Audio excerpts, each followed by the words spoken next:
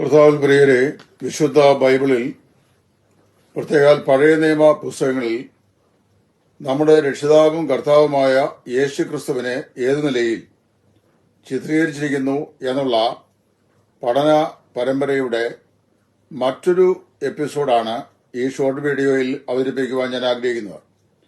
ഹബക്കൂക്കിന്റെ പ്രവാചകത്തിൽ ക്രിസ്തു എപ്രകാരം കാണപ്പെടുന്നു? ഉണർവ് വരുത്തുന്ന വ്യക്തി എന്ന നിലയിലാണ് ക്രിസ്തുവിനെ നമുക്ക് ഈ പ്രവാചക പുസ്തകത്തിൽ കാണാൻ കഴിയുന്നത്. ഹബക്കൂക്ക് പ്രവാചകൻ ഇസ്രായേലിന്റെ ബാബേൽ പ്രവാസത്തിന് തൊട്ടുമുമ്പ് ജീവിച്ചിരുന്ന യെരുശലേമിൽ പ്രവചിച്ച പ്രവാചകനാണ്. അദ്ദേഹം ദൈവത്തെ മൂന്ന് നിലയിൽ കുറ്റപ്പെടുത്തി.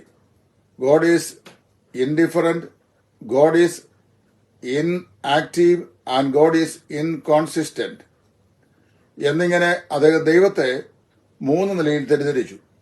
ഈ തെറ്റിദ്ധാരണ അടിസ്ഥാനത്തിൽ ഒന്നാം അധ്യായത്തിൽ the prophet was worrying and wondering, ആശ്ചര്യപ്പെടുകയും ആകുലപ്പെടുകയും ചെയ്തു. രണ്ടാം അധ്യായത്തിൽ വെയിറ്റിംഗ് ആൻഡ് വിറ്റ്നസിംഗ്, കാത്തിരിക്കുകയും കാവൽ ചെയ്യുകയും ചെയ്തു, സാക്ഷ്യം പറയുകയും ചെയ്തു. മൂന്നാമത്തെ അധ്യായത്തിൽ he was witnessing and worshipping, ദൈവത്തെ സാക്ഷിക്കുകയും ദൈവത്തെ ആരാധിക്കുകയും ചെയ്യുകയാണ്.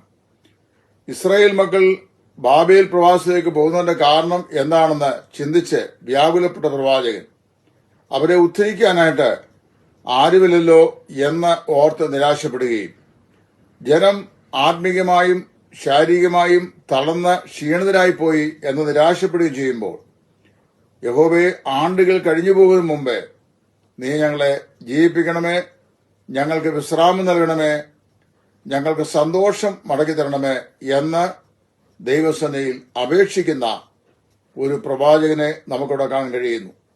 ഹബക്കൂക്ക് പ്രവാചകന്റെ പുസ്തകം 3-ാം അധ്യായം പഠിക്കുമ്പോൾ തങ്ങളുടെ ജീവിതത്തിന്റെ അസ്തമിച്ചു പോയ ജീവിത സാഹചര്യത്തിൽ നിന്ന് അവരെ ഉണർത്തിക്കൊണ്ടുവരികയും അവരെ സന്തോഷിപ്പിക്കുകയും ആണ്ടുകൾ കഴിഞ്ഞു പോകുന്നതിന് മുമ്പ് അവരെ ജീവിപ്പിക്കുകയും ചെയ്യുന്ന, ഉണർവ് വരുത്തുന്ന ഒരു വ്യക്തി എന്ന നിലയിൽ കർത്താവായ യേശുവിനെ നമുക്ക് ആ പുസ്തകത്തിൽ കാണാൻ കഴിയും.